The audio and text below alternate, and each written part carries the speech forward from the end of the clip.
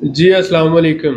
आज की इस वीडियो में हम डिस्कस करने जा रहे हैं कि आज़रबाईजान में बिज़नेस रेज़िडेंस कैसे ली जा सकती है और बिज़नेस रेज़िडेंस लेने के लिए बिज़नेस सेटअप कैसे बनाया जा सकता है। तो बहुत से सवालों के साथ जो आपने कमेंट्स लिखे हमारे साथ मौजूद है डॉक्टर उस्मान साहब। ये अपने सवाल इन्होंने लिखे हुए हैं, ये वन बाय वन पूछेंगे और मैं उनका जवाब दूँगा। और उम्मीद ये करते हैं कि आपके बहुत से सवालों के जवाब आज की वीडियो में मिल जाएंगे। और उसके साथ साथ जो लोकल यहाँ पे मौजूद हैं आज़रबाईजानी लोग हैं, ये फॉरेनर्स को और स्पेशली मुसलमानों को किस तरह से वेलकम करते हैं, इस हवाले से गनाफिल हसनोफा हमारे साथ मौजूद हैं, ये बात करेंगी। चूक साहब तशक्कुर लेनाम इश्तराक जो रहा। तो शुरू करते हैं जी। डॉक्टर साहब, आपका पहला सवाल क्या है? जी अस्सलाम वालेकुम साहब। जी माशाल्लाह वालेकुम जी। अस्सलाम। सर मेरा पहला आपसे क्वेश्चन ये है कि बिजनेस लाइसेंस कैसे हासिल की जा सकती बिजनेस रेजिडेंस कैसे हासिल की जा सकती है? सबसे पहले तो आपने ये देखना है कि बिजनेस रेजिडेंस की बुनियाद है आपका बिजनेस सेटअप। बिजनेस सेटअप में शामिल होता है कि आपने कंपनी रजिस्टर्ड करवानी है, आपने अपना एक ऑफिस लेना है, एक मैनेजर हायर करना है, कंपनी का बिजनेस अकाउंट होना चाहिए और कंपनी की बिजनेस एक्टिविटी होनी चाहिए। तो ये सारी चीज़ें जब होंगी तो उस बेस पे यानी पूरा बिजनेस सेटअप होगा, है? तो उस बेस पे आपको बिजनेस रेजिडेंस मिलेगी। ठीक हो। जी। दूसरा क्वेश्चन है कि कंपनी रजिस्ट्रेशन करवाने का कॉस्ट क्या है और कितने दिन में रजिस्टर्ड हो जाती जी, ये क्वेश्चन जो है एक टेक्निकल क्वेश्चन है। जी। सबसे पहले तो मैं कहूँ कि 3 से 4 वर्किंग डेज़ में कंपनी रजिस्टर्ड हो जाती है। है? ठीक है। लेकिन जब आप कंपनी रजिस्टर्ड करवा रहे होते हैं, तो कुछ लोग उसे सिर्फ़ 3 डिपार्टमेंट के साथ रजिस्टर्ड करवाते हैं, लेकिन असल में ये 6 डिपार्टमेंट के साथ रजिस्टर्ड होती है कंपनी। 2 डिपार्टमेंट के साथ रजिस्टर्ड करवाने के बाद भी आपको कंपनी का लाइसेंस मिल जाता है। लेकिन लाइसेंस मिलने के बाद, कंपनी का रजिस्ट्रेशन सर्टिफिकेट मिलने के बाद, आपने 2 से 3 और डिपार्टमेंट हैं जिसमें मिनिस्ट्री ऑफ इकोनॉमिक्स आ जाता है, इकोनॉमी मिनिस्ट्री आ जाता है। इसके अलावा फिर 3-4 और डिपार्टमेंट हैं, उनके साथ जो है ना स्टैटिस्टिक्स का डिपार्टमेंट है और तो उनके साथ भी आपने रजिस्टर्ड होना होता है। तो हमारे जो लोग हैं ये सारे डिपार्टमेंट के साथ कंपनी रजिस्टर्ड नहीं करवाते, क्योंकि ये किसी प्रोफेशनल लॉयर की सर्विसेज नहीं लेते। ये प्रोफेशनल लॉयर की सर्विसेज अगर आप लेंगे तो आपको वो कंपनी रजिस्ट्रेशन का पैकेज $1000 $1200 का मिलेगा। लेकिन जब ये किसी एजेंट के जरिए करवाते हैं तो एजेंट इनसे थोड़े पैसे ले लेता है, मसलन $400-500, और वो इनको 200-150 डॉलर वाला काम करवा के सिर्फ 2 डिपार्टमेंट के साथ रजिस्टर्ड करवा के लाइसेंस दे देता है, registration certificate. At the end फिर उसको परेशानी हो उसका जाती है। क्योंकि डाटा सारे डिपार्टमेंट के पास नहीं होता, तो वो क्योंकि वो सारे डिपार्टमेंट के साथ फुली रजिस्टर्ड कंपनी नहीं है, तो इसलिए वो कंपनी बजाते खुद एक फेक सेटअप कंसिडर हो जाता है। तो ये जो बुनियाद है उसकी, ये एक समझदार जो लॉयर है वही उसको डील कर सकता है। हमारे साथ हमारी टीम में लॉयर मौजूद है।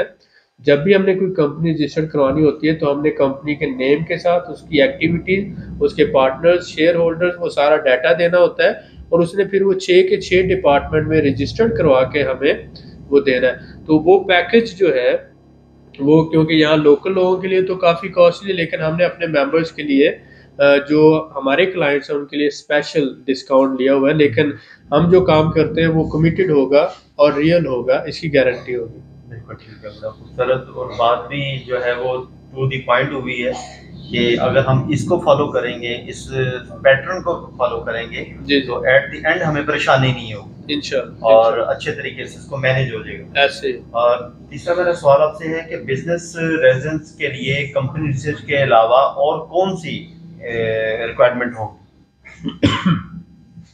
जैसा कि मैंने स्टार्ट में बताया कि आपने सबसे पहला काम तो ये है कि आपकी कंपनी प्रॉपर रजिस्टर्ड होनी चाहिए, इम्प्रॉपर नहीं, यानी 6 के 6 डिपार्टमेंट्स में। उसके बाद आ जाता है कि आपके पास एक कंपनी का ऑफिस हो, और ऑफिस जो है उसका आपने ऑब्जेक्ट कोड लेना होता है, यानी कि ऑफिस नंबर लेना होता है। अगर आपने ऑफिस लिया है लेकिन उसको रजिस्टर्ड नहीं करवाया वेगी के साथ, यानी टैक्सेस डिपार्टमेंट के साथ, और उसका कोड नहीं लिया, तो वो ऑपरेशनल नहीं है। अच्छा। तो यहाँ पर भी एक गलती होगी। उसके बाद फिर जब आपने मैनेजर हायर किया है तो उस मैनेजर का भी आपने आसान खिदमत में एग्रीमेंट रजिस्टर्ड करना है, तो ये ना किया तो ये दूसरी गलती होगी। उसके बाद कंपनी का जो बिजनेस अकाउंट है उसमें कैपिटल मसलन 8,000 5,000 10,000 डॉलर होना चाहिए जिससे बिजनेस एक्टिविटी करनी है, वो भी नहीं होता। 5-10,000 भी नहीं होता, 100-200 डॉलर होता है या बाद में वो खाली होता है, तो वो भी एक तीसरा नेगेटिव पॉइंट है। उसके बाद फिर आ जाता है आपकी बिजनेस एक्टिविटी, जो आपने काम करना है तो आप किन लोगों के साथ ट्रांजेक्शन्स कर रहे हैं, तो वो भी एक्टिविटी भी जीरो होती है। तो अब आप समझें आपकी कंपनी फुली रजिस्टर्ड नहीं है, आपने ऑब्जेक्ट कोड नहीं लिया, आपने मैनेजर का एग्रीमेंट साइन करके प्रॉपर रजिस्टर्ड नहीं करवाया, आपने कैपिटल बैंक के अंदर नहीं रखा अपने कंपनी के अकाउंट में, और उसके साथ साथ आगे जो है आप बिजनेस ट्रांजैक्शंस प्रॉपर नहीं कर रहे, कोई आपके local business partner joint ventures किसी के साथ आपने साइन नहीं किया है, कुछ भी नहीं है, तो ऐसी सूरत में आपका जो पूरा सेटअप है वो फेक कंसीडर होता है और फिर कोलैप्स हो जाता है इसका। तो जब भी उसकी वेरिफिकेशन आती है इमिग्रेशन या किसी भी डिपार्टमेंट की तरफ से, तो आपकी कंपनी फुली रजिस्टर्ड नहीं है, उसका बैंक अकाउंट में पैसे नहीं है, मैनेजर का एग्रीमेंट नहीं है, लोकल कोई आपकी बिजनेस एक्टिविटीज नहीं है, और ये सारी चीजें ना होने की वजह से ये आपका बिजनेस सेटअप जो आपकी नजर में तो जेन्युइन है लेकिन गवर्नमेंट की नजर में ये फेक है, क्योंकि वो प्रॉपर एक सिस्टमैटिकल वे से नहीं है, और इसे कोई भी एजेंट नहीं कर सकता, क्योंकि एजेंट अनएजुकेटेड होते हैं, उनको लीगल प्रोसेस का पता नहीं होता। तो जब आप किसी एजेंट के जरिए ये प्रोसेस करवाते हैं, मसलन मैं अगर अपनी कंपनी बनवाता हूँ, हालांकि मैंने एमफिल किया हुआ है, लेकिन मैं जो कंपनी का प्रोसेस कॉर्पोरेट बिजनेस है वो खुद नहीं करता, मेरा लॉयर इस प्रोसेस को करता है। मेरे पास एक पूरी लॉ फर्म है, कंपनी है, जो मेरे जितने भी लीगल मैटर्स हैं उनको हैंडल करती है, मैं खुद नहीं करता। क्यों नहीं करता? हालांकि ठीक है मैं पढ़ा लिखा हूँ, लेकिन मैं उस फील्ड में तो स्पेशलिस्ट नहीं हूँ। सो जो right person for the right job, आपका लॉयर जो है वो ही इस काम को बेहतर कर सकता है, और उसको पता है कि लीगल कौन सी फॉर्मेलिटीज मैंने पूरी करनी है और फिर आगे चलना है। आपने पैसा भी खर्च कर लिया, आपका वक्त भी जाया हुआ, और बाद में आपका जो सारा सेटअप है वो फेक कंसीडर हो जाता है, इस वजह से आपका बिजनेस रेजिडेंस रिजेक्ट हो जाता है। तो ये बहुत बड़ी वजह है जो हमारे लोगों को समझ नहीं आती, और मैं अपनी मल्टीपल वीडियोस में ये बता चुका हूँ, लेकिन शायद मुझे बताना नहीं आता। सही फरमा रहे हैं। और या फिर कोई जो है लोग समझना नहीं चाहते, फिर ऐसा शॉर्टकट ढूंढते हैं हमारे भाई, तो शॉर्टकट जो है कामयाबी के लिए तो नहीं होता। हाँ, शॉर्टकट जो होता है वो तबाही के लिए जरूर होता है, और इंसान जो है कामयाब नहीं होता बल्कि फ्लॉप उतनी तेजी से हो जाता है और नाकाम उतनी तेजी से हो जाता है, और फिर वो अपना वो जिम्मा किसी और के जिम्मे में डालने के बात बढ़ जाती है ऐसे। अच्छा जी, मेरा छोटा आपसे क्वेश्चन है कि क्या पाकिस्तानियों को बिजनेस रेजिडेंस मिल रही है? आज़रबाईजान में किसी किस्म की कोई डिस्क्रिमिनेशन नहीं है, ठीक है।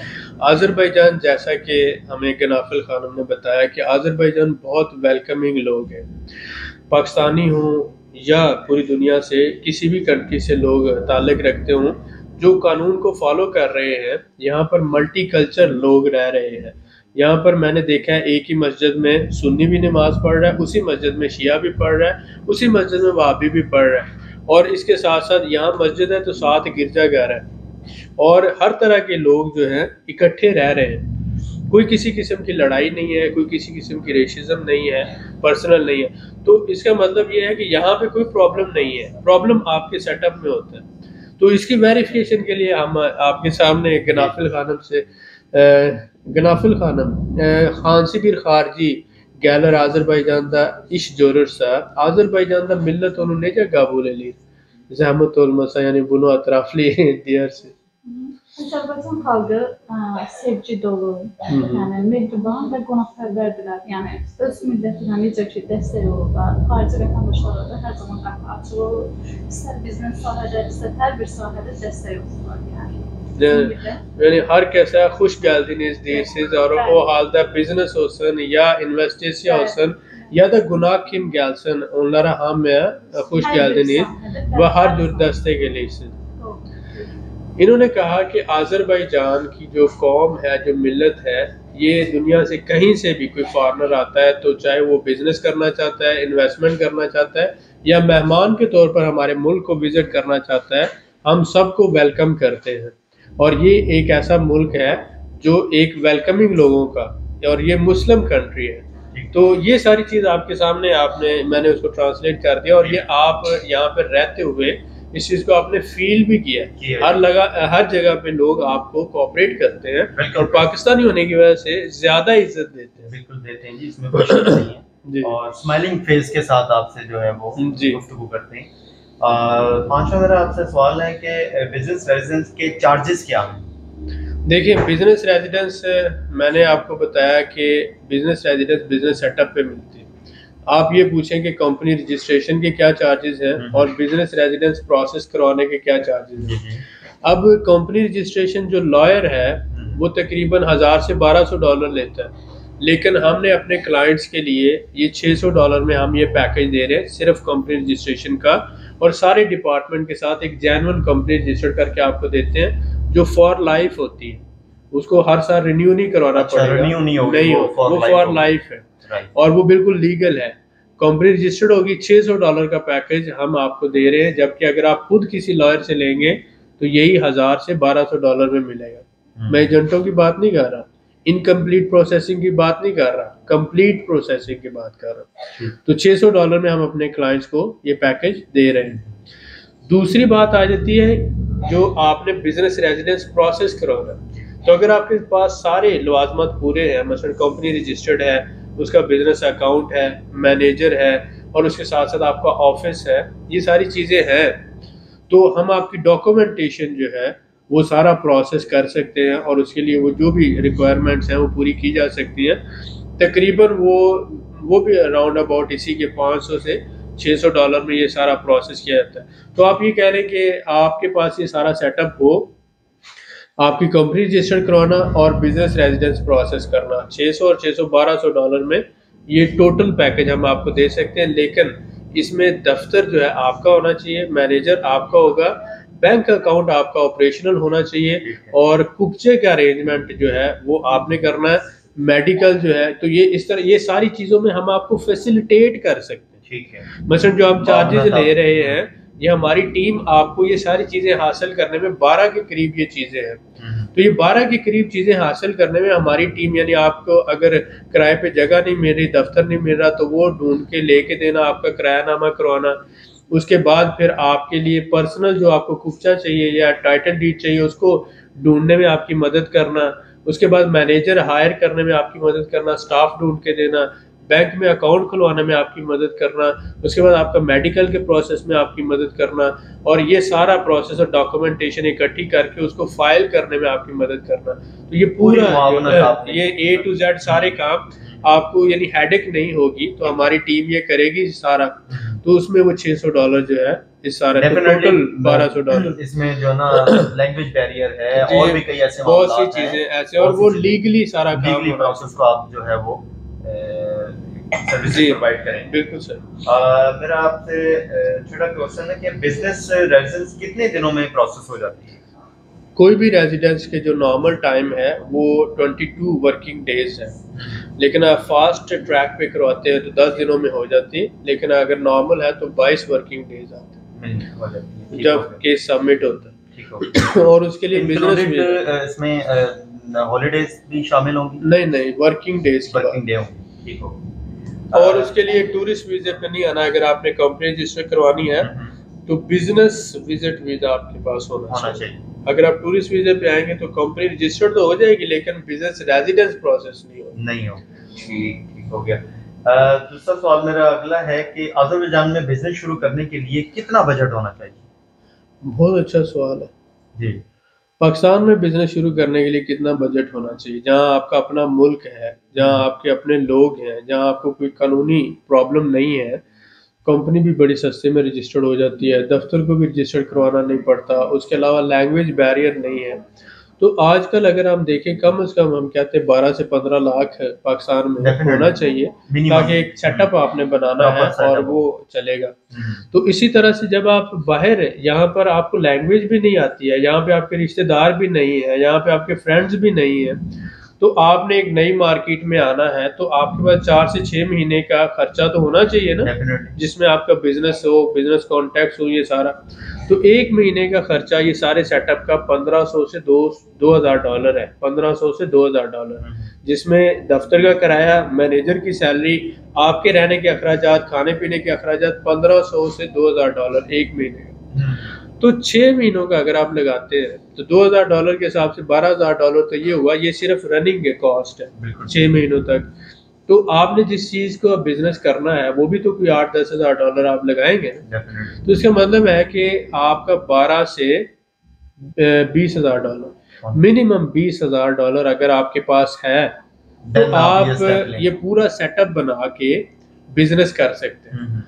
इसमें मैं ये कहता हूँ, मुझे जो आप सर्विस की माध्यम में किसी को भी देंगे, मुझे या किसी को भी, तो वो तो आप $600 $1200 दे रहे हैं, $20,000 तो नहीं दे रहे। लेकिन आपने अपने पूरे बिजनेस की बजटिंग करना है। अगर आप प्रॉपर प्लानिंग और बजट के बगैर आते हैं तो दिस इज अ फेलियर। अगर प्रॉपर बजट नहीं है, प्रॉपर फाइनेंस नहीं है, आप कहते हैं मैं $4-5 हज़ार में जाके बिजनेस कर लूंगा, तो वो आपका $4-5 हज़ार भी जाया होगा और आपका वक्त भी जाया होगा, और फेलियर के बाद आप वो जो है वो दूसरों को फिर बुरा भला कहेंगे।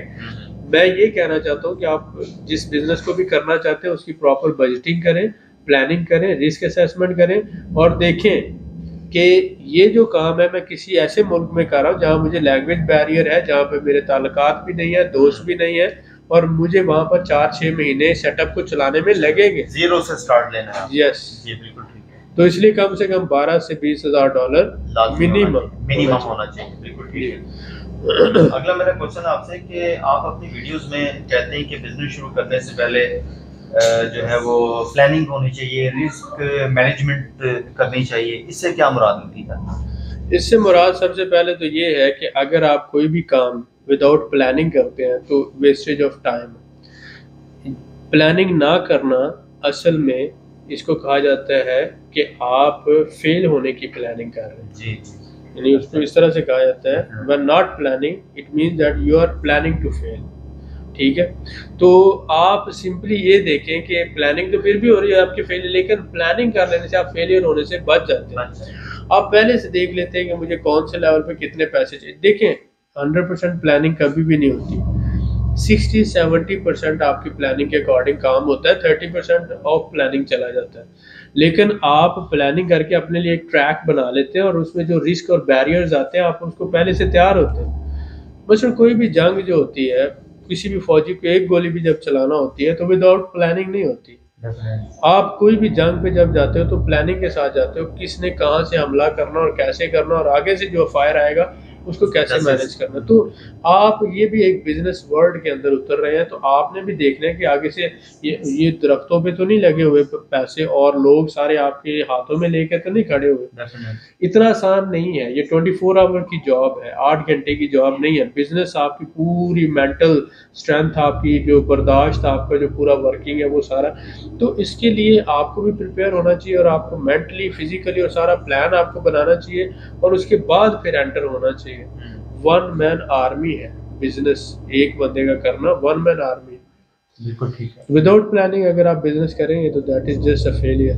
बिल्कुल ठीक हो गया। अगला मेरा क्वेश्चन है कि अजरबैजान एक छोटा सा मुल्क है, इसमें बिजनेस का क्या स्कोप आप देखते हैं? बिल्कुल सही बात है। अजरबैजान की आबादी 1 करोड़ है और ये छोटा सा मुल्क है, 1 करोड़ आबादी का मुल्क है। लेकिन आप ये देखें कि इसको हम मिनी दुबई कह रहे हैं। 100 साल के लिए इसके पास तेल और गैस के ज़खायर हैं। उसके साथ साथ स्ट्रेटेजिकली ऐसी पोजीशन पर है कि जहाँ से चाइना से पूरी यूरोप के साथ जो ट्रेड हो रही है, यूरोप के साथ ये वाया अजरबैजान हो रही है। तो ऑयल एंड गैस के रिजर्व भी हैं, ट्रांजिट ट्रेड का हब भी है, और टूरिज्म भी जो है यहाँ पे बड़ी तेजी से ग्रो कर रहा है। दुनिया का वाहिद मुल्क है जहाँ पे पुलिस के पास असला नहीं, अवाम के पास तो बिल्कुल ही नहीं है, अवाम के पास भी नहीं है, पुलिस के पास भी नहीं, और क्राइम रेट 0 के बराबर है। आप जहां मर्जी चलो, मुस्लिम कंट्री है और बहुत पुरअमन मुल्क है। अल्लाह ताला इसकी हिफाजत करे। फैमिली के साथ आप रहते हैं, आपको कोई टेंशन नहीं है, क्राइम फ्री, बिल्कुल पुरसकून, हर हवाले से। तो अगर आपके पास पैसा है तो आप दुनिया में जन्नत ढूंढते हैं तो वो अजरबैजान।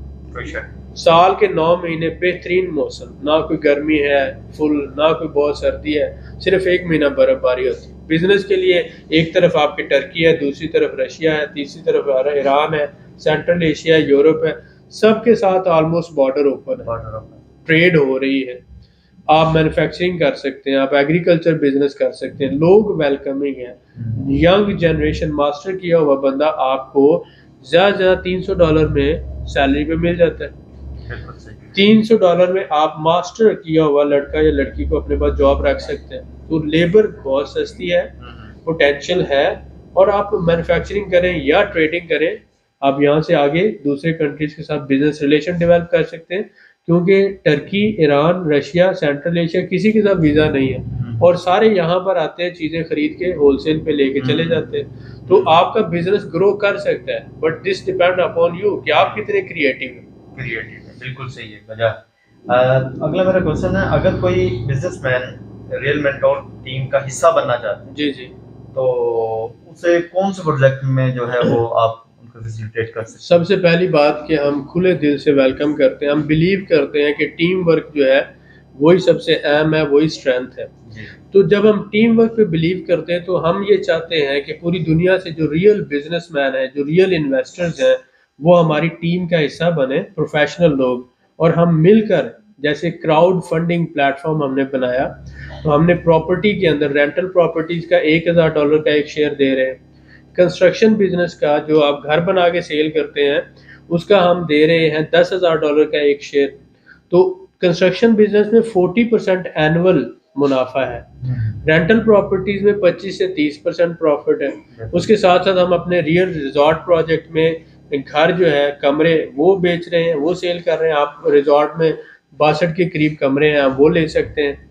मिनिमम $6000 से आप वो उसमें हिस्सेदार बन सकते हैं।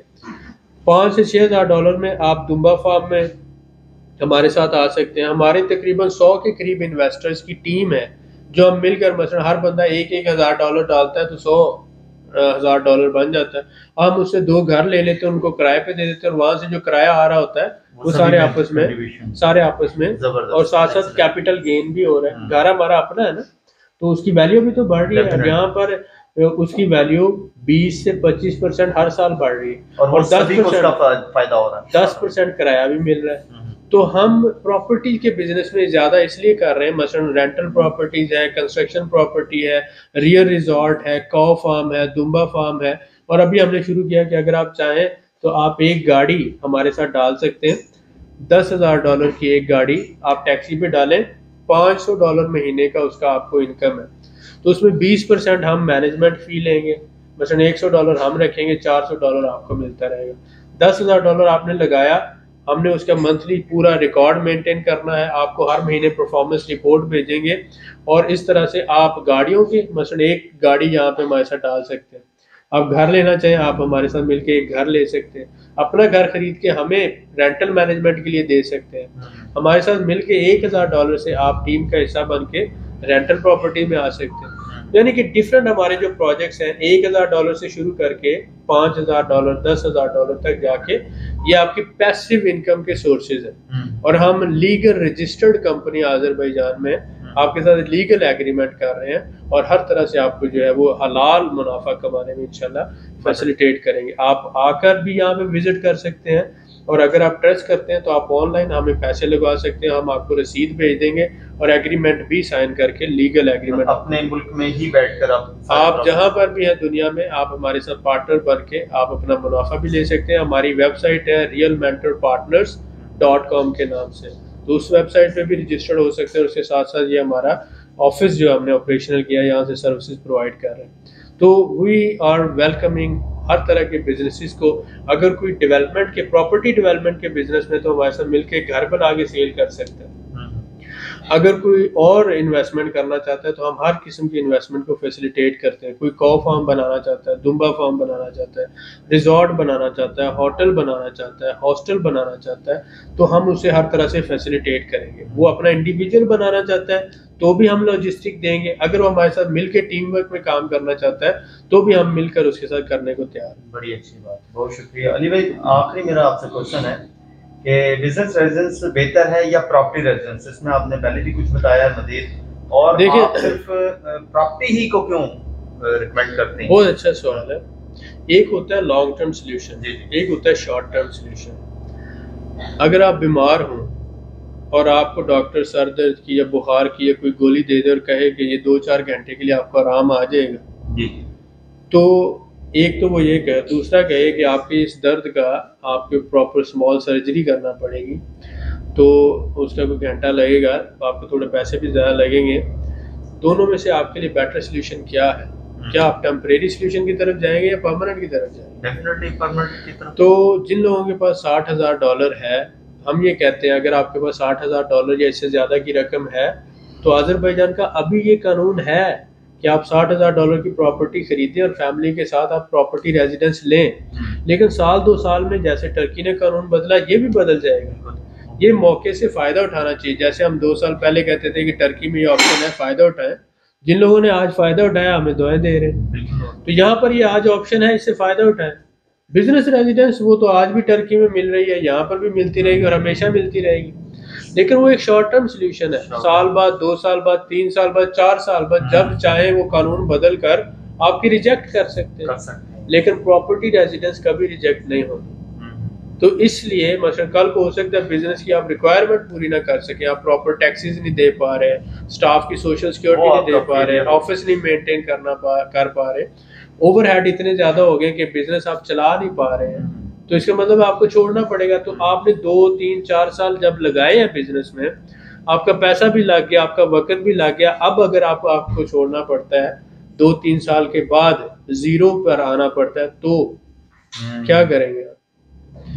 उस वक्त आप सोचेंगे कि यार मैंने अगर थोड़ी सी कोशिश करके प्रॉपर्टी रेजिडेंस ली होती, तो प्रॉपर्टी रेजिडेंस से प्रॉपर्टी आपकी बढ़ रही है हर साल, और उसमें 100 के करीब आपको बिजनेस करने की भी इजाजत है जो आप फ्री में कर सकते हैं। प्रॉपर्टी भी बढ़ रही है और सारी जिंदगी के लिए आपका मसला हल हो गया। तो हम अपने दोस्तों को अच्छा सोल्यूशन बताएं या उनको एक ऐसा सोल्यूशन बताएं जो टेम्परेरी है, जिसमें हमें तो फायदा हो जाएगा लेकिन उनको आने वाले वक्त में प्रॉब्लम होगा। यानी ये लॉन्ग टर्म जो है वो सिलसिला जी, हम चाहते हैं कि हमारे भाइयों का फायदा हो और वो जिंदगी में कामयाब हो। हम ये नहीं चाहते कि हम अमीर हों, हम ये चाहते हैं हमारे भाई स्ट्रांग हो, मजबूत हो, कामयाब हो। उनकी कामयाबी को हम अपनी कामयाबी कंसीडर करें, और यही पॉजिटिव फीलिंग है। और जब इस फीलिंग पे हम चलेंगे तो इसमें बरकतें होंगी हमारे तमाम। हलाल का रिज़्क कमाना यही होता है कि आपको जो सही लगता है अपनी ज़ात के लिए, वही मशवरा किसी दूसरे को होता है। तो जो मुझे अपनी ज़ात के लिए सही लगता है, जो मैं समझता हूँ सारे मामलात को 12 साल से आज़रबाईजान में हो, सारे सेटअप्स को, तो मुझे अगर कोई बंदा कहे कि मेरे पास $5,000 है, मैं कंपनी रजिस्टर करवाना चाहता हूँ, तो मैं ये कहूँगा कि आपके $5,000 ज़ाया हो सकता है, क्योंकि ये कंपनी रजिस्टर करवा के दफ्तर लेके स्टाफ रखने तक $3-4 हज़ार तो लग जाएगा। अब इसके बाद आप इस बिजनेस को चलाओगे कैसे? तो मैं उसको ये कहूँगा कि आप ऐसा करो, इसे अपने पास रखो और आप जाके $1,000, $1,200, $2,000 खर्चा करके एज ए स्टूडेंट एडमिशन ले लो। स्टूडेंट एडमिशन लो, अगर मैट्रिक पास हो, 2,000 लगा, आपके पास साल का वीज़ा आ गया, आप पार्ट टाइम कोई भी जॉब कर लो, कोई बिजनेस कर लो, टैक्सी चला लो, कुछ भी कर लो, लेकिन आप ज़बान भी सीख रहे हो, सारे मान, तो 3,000 आपका बचा। थोड़े से और पैसे इकट्ठे करके आप बिजनेस कर लें। तो मैं आपको लो बजट सोल्यूशन देने की कोशिश करूंगा। ये कोशिश नहीं करूंगा कि मुझे पैसा बच जाए, मैं ये कहूंगा कि आप तबाह ना हो, आप बर्बाद ना हो। बहुत शुक्रिया, वेलकम। आपका भी बहुत शुक्रिया, आपने टाइम निकाला। और इसके साथ साथ मैं आप सबसे गुजारिश करूंगा कि आप नीचे कमेंट लिखा करें। अब हमारी टीम जो है कमेंट को पढ़ती है, जवाब देती है, और जो आपके कमेंट नोट किए जाते हैं अगली वीडियो में उन पर जवाब दिया जाएगा। शुक्रिया गनाफिल खानम, आपका भी बहुत शुक्रिया। मिलते हैं नेक्स्ट वीडियो में। Thank you.